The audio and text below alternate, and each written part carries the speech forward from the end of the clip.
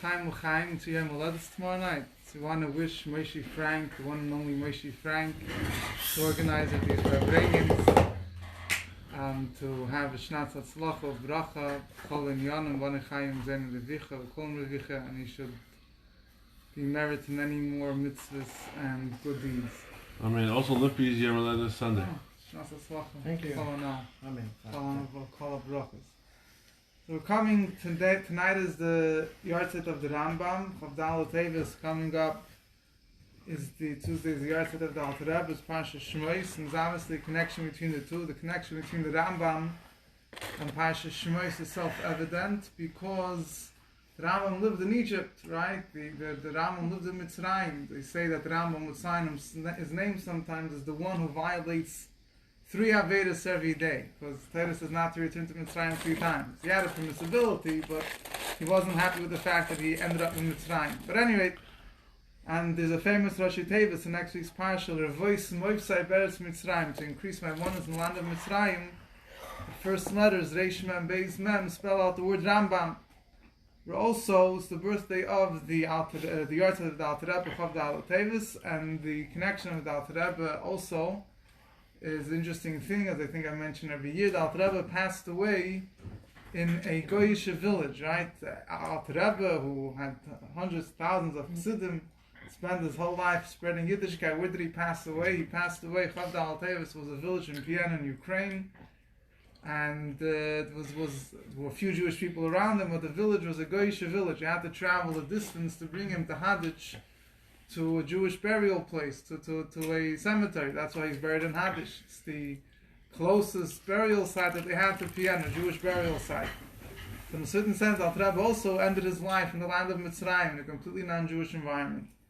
And the point is, as the Rebbe speaks in the Sikh of Shemos section Beis and many other places, that the idea of Yitzhak of Mitzrayim, a Yid's avodah, is to be in Mitzrayim, and Davka to be in Mitzrayim, and there to bring godliness into Mitzrayim. The Rambam wrote his Mishnah Torah. I don't know if he wrote his Mishnah Torah in Mitzrayim, but nevertheless, he taught the Jewish people the light, the Rambam, which remains the guide to Jewish people throughout all the ages until this very day. Even though we don't always paskin like the Rambam, but his teachings and his way of explaining halacha and so on and so forth still remains as one of the foremost authorities in Jewish law. Where did he shine forth from? From Mitzrayim, from the lowest place technically, from the Mitzrayim means in Sodom and Gomorrah. The Alter Rebbe ended his life, the ultimate of the Alter Rebbe's life is where?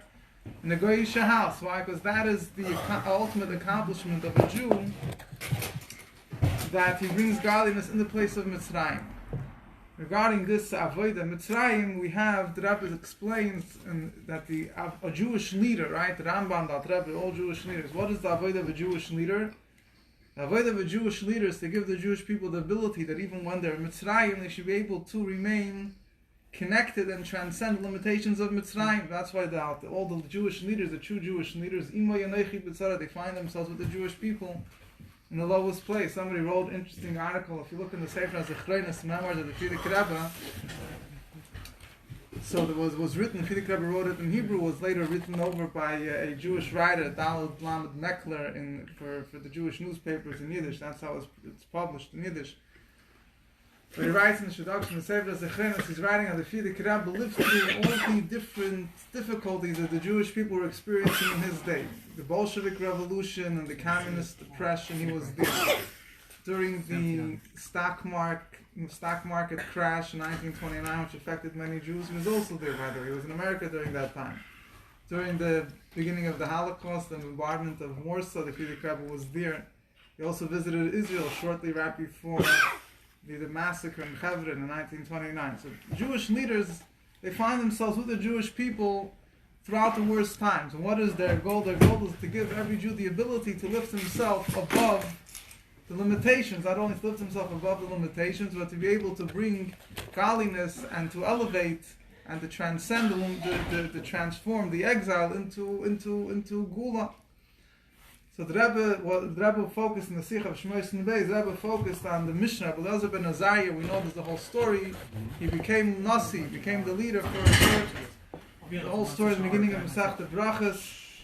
and he became the Jewish leader. And one of the many things that were discussed on that day, many times in the Gemara, you have that day when he became a leader. There's many halachas that were established and clarified, and so on and so forth.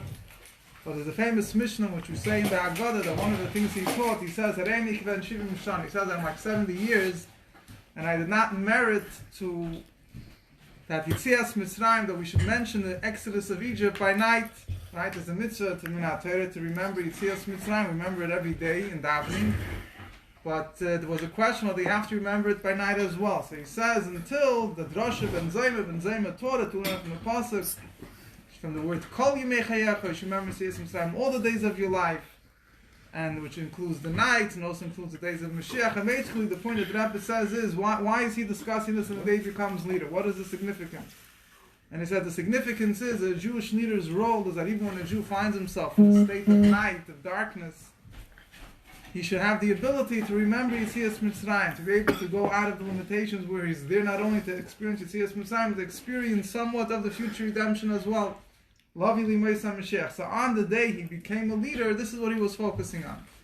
So this is the role of Jewish leaders.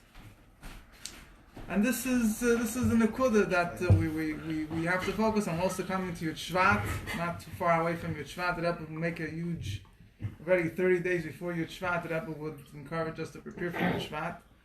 So this is the role we have. People say, what do I need a Jewish leader for? Have a direct line. I don't know if you do or you don't. But the ability to transcend limitations, and while you're in the limitations, you'll be able to illuminate it. That comes through the koyach of the Nesim. And also comes from the word hisnasus, to be uplifted, to rise above the limitations. One more nekuda, Parshas Shemos, the whole Parsha is called names. Interesting thing. What was the significance of names? So the first few psukim speak about the names of the Shvatim. Very nice. Reuven, Shimon, Levi, Yehuda. There's names. And we know that one of the merits the Jewish people had, that they merited the Exodus of Egypt, was that they didn't change their names, their garments, their language, the types of food that they ate. They find beautiful, but the whole Parsha speaking about the whole Golus Mitzrayim, the whole worst times of the Jewish people, Zayzal in Egypt, is called names.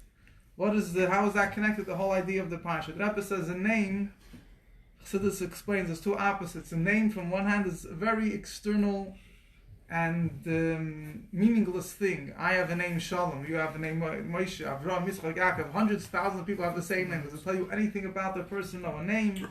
A person writes something, a person says something, he writes a song, you communicate with him, you get to know the person a little bit, and you say the person's name, it means absolutely nothing to you. On the other hand, we find that a name has the deepest connection with the person. Well, how do we see this? If you call a person with his name, the whole person turns to you. It's not just he sends you an email. It's not just his pinky moves. The person himself turns to you. If a person, Rahman al-Islam, is in a faint, so we know that one of the school decided he mentioned his name in his ear, and that revived, that awakens him. So the name of a person has the ability to arouse his essence. So the Rebbe says the same thing at the time of Galus. Parshas Shemos speaks only about Galus. Even when Moshe Rabbeinu was sent, and you have already the foundation of Gula, but no actual redemption starts. In Va'eda, you already have the 10 Makkahs, Mitzrayim is already being broken, Pari is already starting to reconsider. Parshas Shemos, Pari remains as hard as ever, and even when Moshe comes to him, it just makes matters worse, right? So Parshas Shemos epitomizes Galus. In time of Galus, on one hand, the Jewish person is a name.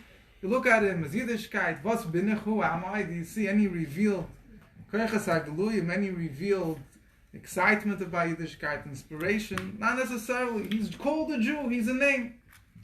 But on the other hand, that name, even though it's external in time of Galus, you might not see anything in a revealed sense, but the etzem of a Jew, his essence, the fact that despite all odds, he's nevertheless continuing to be connected to the Eibishter, which is the idea of Mesiras Nefesh, that comes expressed after the time of Galus. Time of the Beis HaMikdash, you had big maskilim, you had big oivdim, had great minds, great hearts, people appreciated godliness, but Mesiras Nefesh they did not have. They didn't have the Avodah of Mesiras Nefesh. That connection, word about the Mesiras Nefesh, was not apparent. So in the time of Galus, you have the Avodah of Mesiras Nefesh. So the Rebbe says like this: when Mashiach comes, it's like when a person is in a faint. You call his name, he wakes up. After he wakes up, he's able to think, he's able to work, he's able to have emotions. Yeah. So, but the name, he has to wake up first. In order for the person's faculties to fully be functional, he has to awake. The awakening of the Jewish people the awakening of the essence, that is through the Mesiras Nefesh in the time of Golus.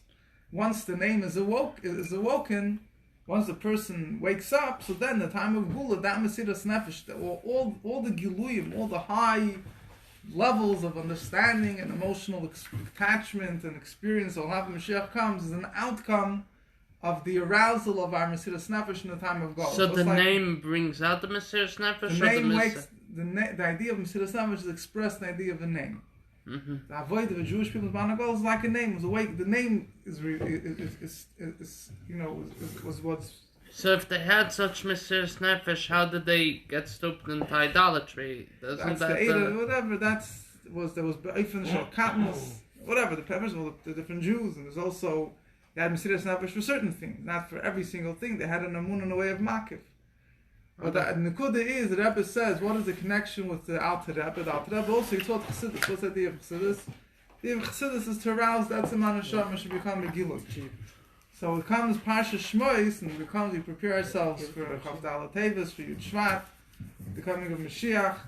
So the Parshas Shemos brings out our avodah. From one hand, you might look at ourselves, who are we? We're just a little dot, just a name on the list, right? Just the Fidik Rebbe in his Rishima Samaiser, in his diary of his arrest, discusses that when a person becomes arrested, he turns into a number, a yarlik. He's not called by his name. They call him by number 2, 3, 4, 5, 6, 7. Are you here? They're trying to degrade the person. It just becomes a number. So a person sometimes looks at himself as another number, just another name, but he has to know, no, there's no such a thing as shame. A name might look at himself that there's nothing revealed, but he has the ability, he has that connection with the Eibush, that Mesiras Nefesh, which is what comes out after when he is in a state of Golus. But again, in order to bring that out, you have leaders, you have Chassidus, you have the Rebbe, you have to have that connection. And the same way we have from Parshas Shemos, the Avodah Mesiras Nefesh, you already have the foundation of Gula. Moshe Rabbeinu is already sent. The Rebbe speaks many times when Eden left Mitzrayim, not every Jew went out. Right? So according to some interpretations, it was 1 out of 5, 1 out of 50, 1 out of 500, yeah? When Mashiach will come, every Jew will come and go out of Golus. Everyone? That's what the Rebbe says. Even those who don't believe in Gula. Yes. That's what the Rebbe says. What's the word? Why we all have to go out if we don't believe in it? Because the Eibusher doesn't let you go. You might not be interested, but you have no breira. By Matan Torah, the Eibusher made a connection with you which cannot never be reversed. So you're saying before Matan Torah wasn't a real connection? We learned the Zirkind in the beginning of Chelik Adal, Parshas Shemos. The Rebbe explains it by Rechus. Yeah, you'll see it. It's a whole long beer. I don't have time. So now we have such a connection that... A Jew has a connection that he can't, that connection eventually, even though temporarily he could fight it, he could, you have a lot of people that are self-Jew haters, whatever you want to call it, they try to fight their Jewishness, but eventually it has to come out. Eventually it has to come out. So anyway, l'chaim, our Judaism should come out in a revealed way, not just in the way of names. We should merit the coming of Mashiach, when everything will be revealed, and we should go out of Mitzrayim in many, many different meanings, including the ultimate meaning, go out of Mitzrayim, the coming of Mashiach now. Rabbi Zirkind, but when Mashiach comes, you won't have the mile of Mesiras Nefesh.